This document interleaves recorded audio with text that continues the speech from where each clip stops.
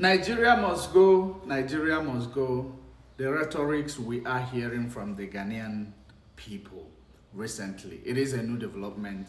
Now let us actually break it down. And a disclaimer, allow me to take you through this rabbit hole. This video is going to be a bit long, but if you miss one, you will not be able to get the context of this video. Have patience, follow it to the end. Know exactly who is going to be more affected by Nigeria must go rhetorics in Ghana if eventually they achieve that aim of chasing Nigeria away from Ghana, because this is an event that took place before. It is not a first time event. In 1969, after Kwame Nkrumah was overthrown, and then a new president that came up in Ghana decided to introduce an alien laws that got Nigeria, sent away from Ghana. Some of Nigerians even died as a result of that traumatic event, and many of them lost their businesses, their homes, and everything. Now, in 1983, because, of course, we are Africans, we don't really forget, we don't forgive. So, Nigeria decided to replicate such events, sending Ghana packing back to Ghana. That's why we still have a bag that is called Ghana Must Go. I don't know, this begs the question, does that mean that the youth of Africa, they are not basically paying attention to history?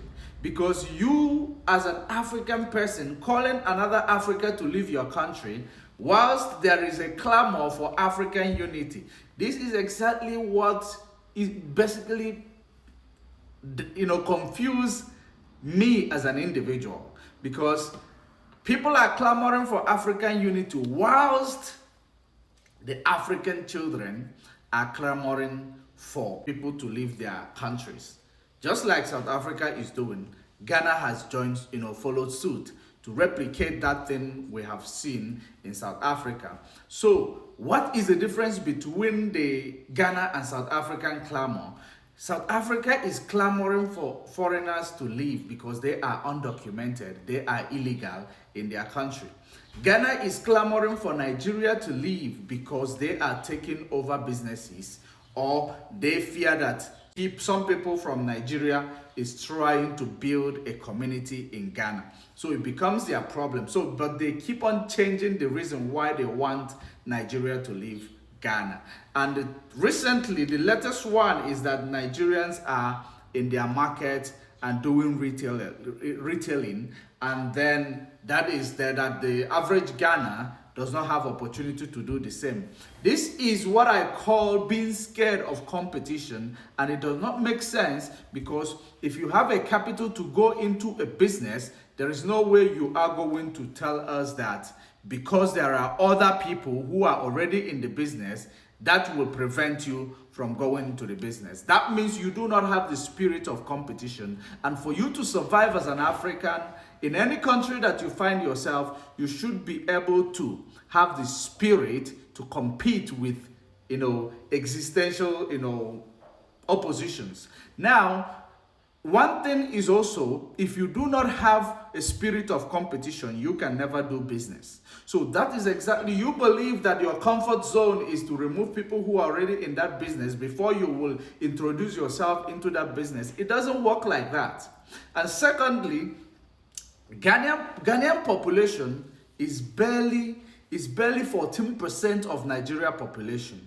So if we have now to compare and contrast the number of Ghanaians in Nigeria compared to the number of Nigerians. Technically, the number of Ghanaians in Nigeria is higher than the number of Nigerians in Ghana. Why do I say so? According to internet, we see that the number of Ghanaians in Nigeria is around 500,000. This is the ones that are documented or the ones that are registered. We know there are more, because Nigeria border is open for all. That's why you see Boko Haram and every other, things happening in Nigeria. Nigeria border is always open for all. So, in that regard, Nigerians, the documented ones are 500,000. Now in 2018, it was documented that 79,000 of Nigerians were in Ghana. Unfortunately, there is a rumor that they are up to 1 million to 2 million. That is not the one that no one is sure of how many are they. But now, even if Nigeria, citizens that are in Ghana is up to 1 million or even 2 million, as the rumor has it, because the documented number was 79,000. I could still say that the Nigeria population, which is around 234,700,000, those are the numbers that were counted and gazetted, not the actual population of Nigeria though. Whilst Ghanaian population is 34,430,000.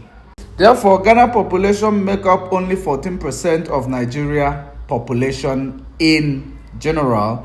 Hence, I say technically the number of Ghanaians in Nigeria is more significant to Ghanaians than the number of Nigerians in Ghana. Because if we do the math based on the Ghanaian population, 34 million, in comparison with 234 million of Nigeria population, the percentage of Ghanaian population in Nigeria is 6.8% approximately.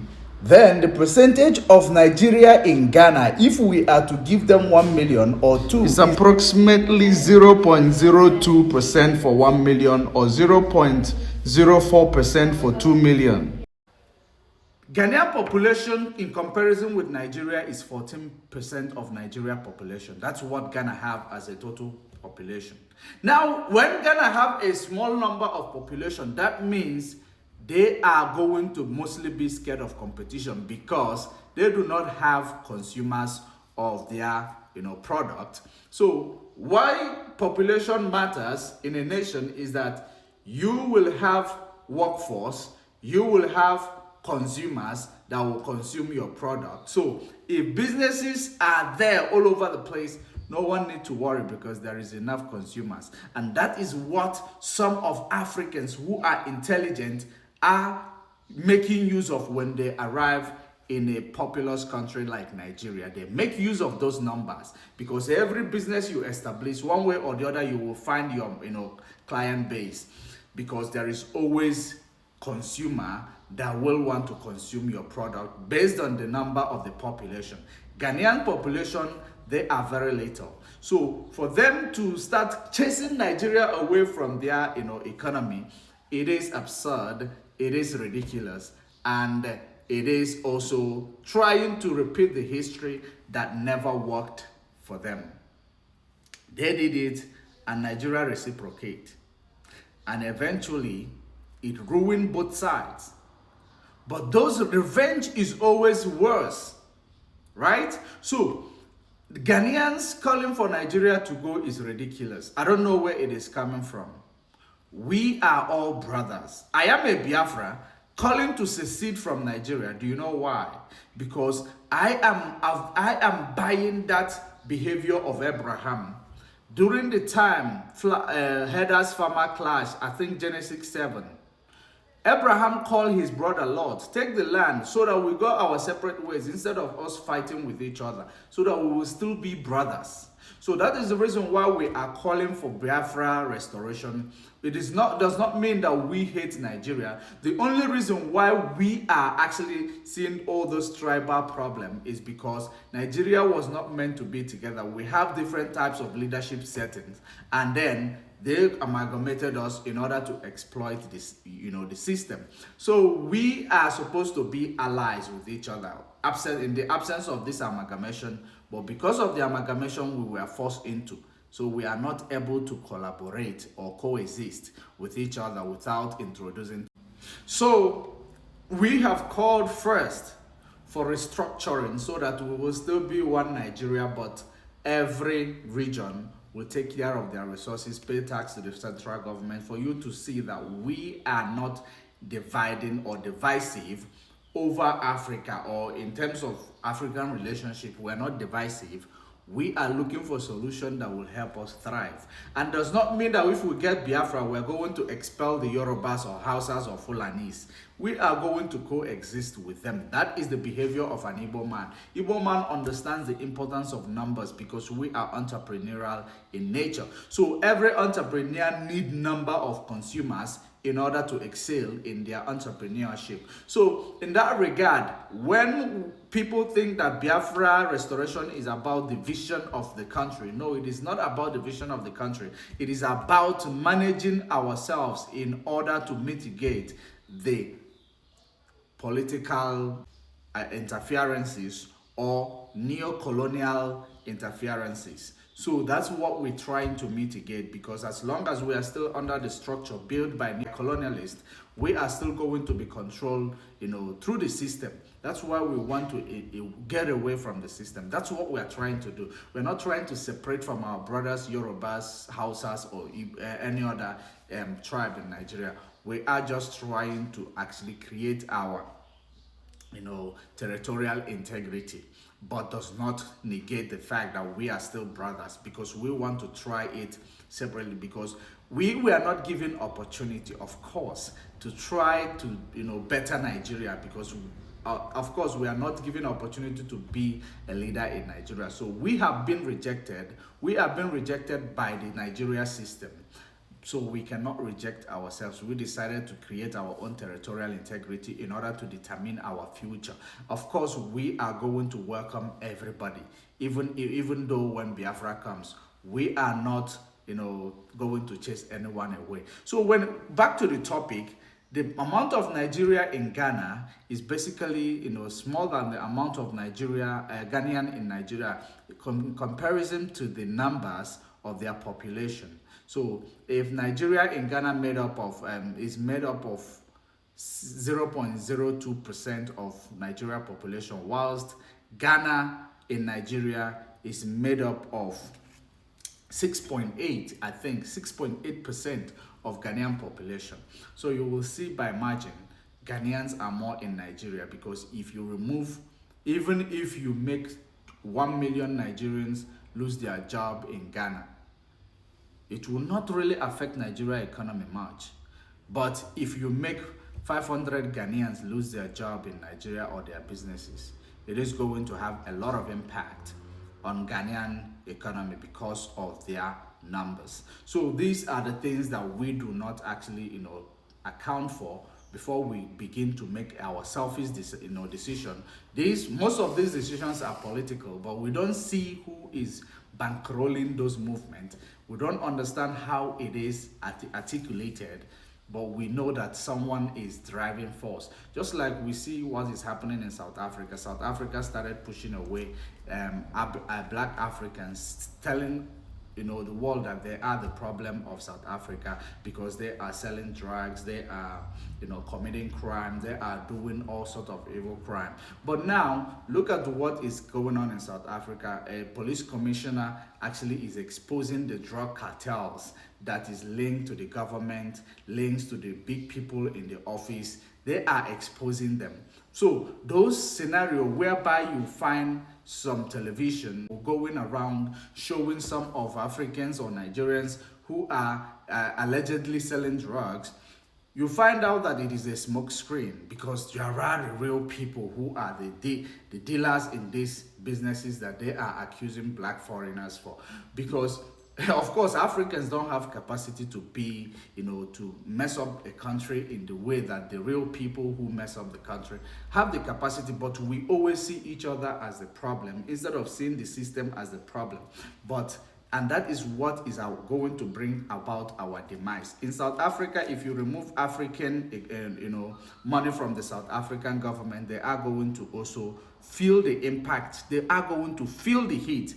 But of course, we know that America alone have up to 11 point something billion investment in South Africa. So you cannot compare. Europe, Germany also have their millions invested in South Africa. Chinese also. So they are seeing those money. They are looking up to those money. They are not looking at the, what this money is taking away from the economy and outside Africa.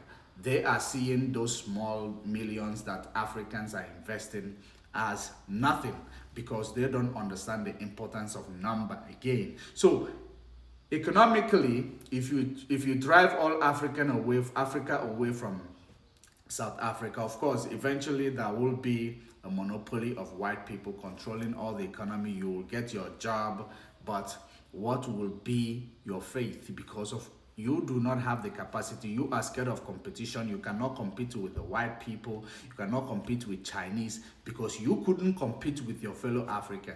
So how will you compete with those other people? And then what if those other Africans go back home and reciprocate that event that you have created back home? What is it going to be for you? Because you are, as much as South African, Nigerians are in South Africa, Zimbabweans are in South Africa, as much as all these things, everyone is everywhere. So if you reciprocate, not only because when you chase a Nigeria from South Africa, you have chased their business away from South Africa, and there is no way they cannot reciprocate such events. So they are going to chase your business away from Nigeria. So who is going to feel the impact? These are one of the things some of these illiterates that carry out these if activities that is driven by neo-colonial agenda somehow, or driven by politics underground, because black people does not actually some sponsor politics in Africa. Mostly